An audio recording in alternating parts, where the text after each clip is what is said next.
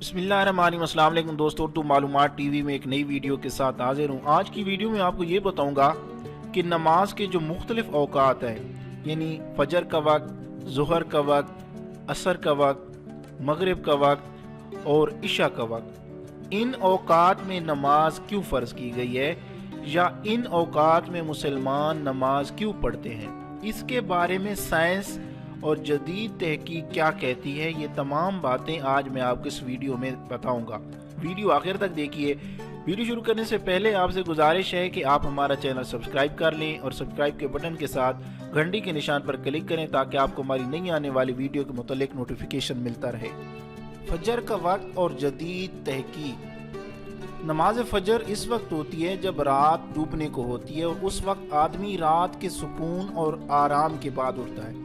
Science اور حفظان صحت کا اصول ہے کہ کسی بھی ورزش کو کرنے کے لیے آہستہ آہستہ اپنی رفتار، قوت اور لچک میں اضافہ کیا جائے، حتیٰ کہ دوڑنے کے لیے بھی یہ ضروری ہے کہ اس میں پہلے آہستہ آہستہ دوڑیں، پھر تیز اور پھر سبک رفتار بن جائے۔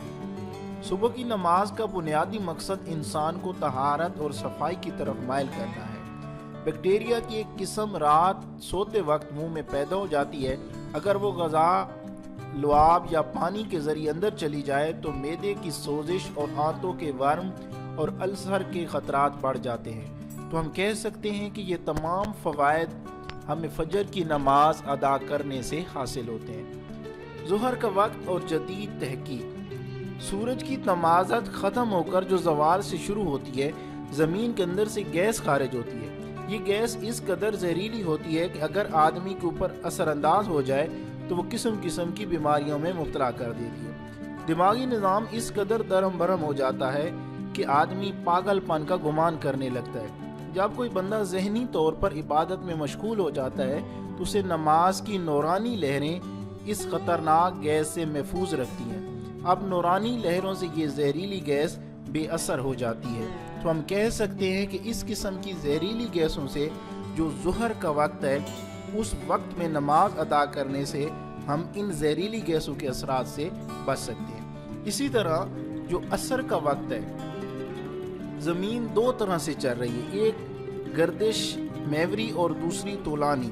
زوال کے بعد زمین کی گردش میں کمی واقع ہو جاتی ہے اور پھر رفتہ رفتہ یہ گردش کم ہوتی چلی جاتی ہے، اور عصر کے وقت تک یہ گردش اتنی کم ہو جاتی ہے کہ دن کے حواس کے بجائے رات کے حواس کا دروازہ کھلنا شروع ہو جاتا ہے۔ یعنی ہم اس طرح کہہ سکتے ہیں کہ عصر کے اوقات کے بعد، عصر کے وقت کے بعد رات کا ایک قسم کا شروعات ہو جاتی ہیں، رات کی شروعات ہو جاتی ہیں اور شعور مغلوب ہو جاتا ہے۔ ہر ذی شعور انسان اس بات کو محسوس کرتا ہے کہ عصر کے وقت اس کے اوپر ایک ایسی کیفیت طاری ہو جاتی ہے جس کو وہ تکان، بے چینی کا نتیجہ قرار دیتا ہے۔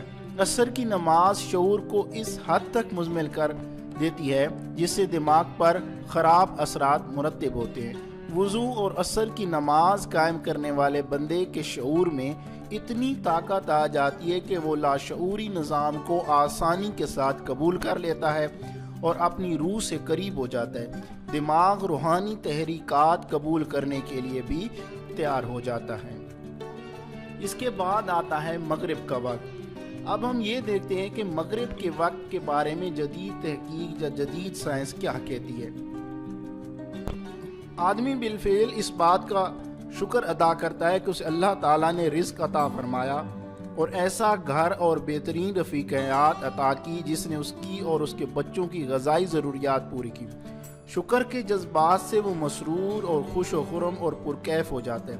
اس کے اندر خالق کائنات کی وہ صفات متحرک ہو جاتی ہیں جن کے ذریعے کائنات کی تخلیق ہوتی ہے، اور جب اپنے گھر والوں کے ساتھ پرسکون ذہن سے محو گفتگو ہوتا ہے تو اس کے اندر کی روشنیاں بچوں میں براہ راست منتقل ہوتی ہیں، اور ان روشنیوں سے اولاد کے دل میں ماں باپ کا احترام اور وقار قائم ہوتا ہے۔ بچے غیر ارادی طور پر ماں باپ کی عادتوں کو تیزی کے ساتھ اپنے اندر جذب کرتے ہیں اور ان کے اندر ماں باپ کی اہمیت و عشق کا جذبہ پیدا ہوتا ہے۔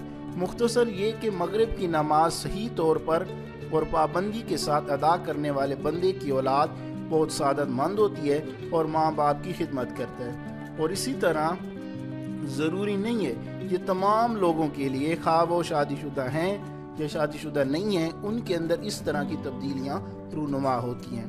اس کے بعد آتا ہے عشاء کا وقت۔ عشاء کے وقت کے بارے میں جدید سائنس یہ کہتی ہے آدمی جب اپنے کاروبار سے فارغ ہو کر گھر آتا ہے تو وہ کھانا کھاتا ہے اور کھانا کھا کر آرام کرنے کے لیے لیٹ جاتا ہے، جس کی وجہ سے مہلک امراض پیدا ہوتے ہیں۔ عشاء کی نماز پڑھنے سے یہ فائدہ ہوتا ہے کہ آدمی جسمانی امراض سے بچ جاتا ہے، بلکہ سارے دن کی بے سکونی اور پریشانی کے بعد عشاء کی نماز میں سکون اور قرار محسوس کرتا ہے۔ کیا شان ہے کہ بندہ ظاہری اور باطنی دونوں طرف سے فائدہ حاصل کرتا ہے۔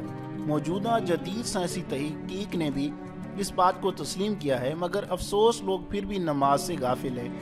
وہ وقت کب آئے گا جب ہر مسلمان نماز پابندی کے ساتھ ادا کرے گا۔ اللہ تعالیٰ سے دعا ہے کہ اللہ تعالیٰ ہمیں اسلام کے تمام تعلیمات، اصول اور فرائض ادا کرنے کی توفیق عطا فرمائے۔ تمام دوستوں سے گزارش ہے کہ اگر ویڈیو پسند آئی ہے تو لائک کریں اور اسے شیئر کریں۔ ویڈیو دیکھنے کا بہت بہت شکریہ۔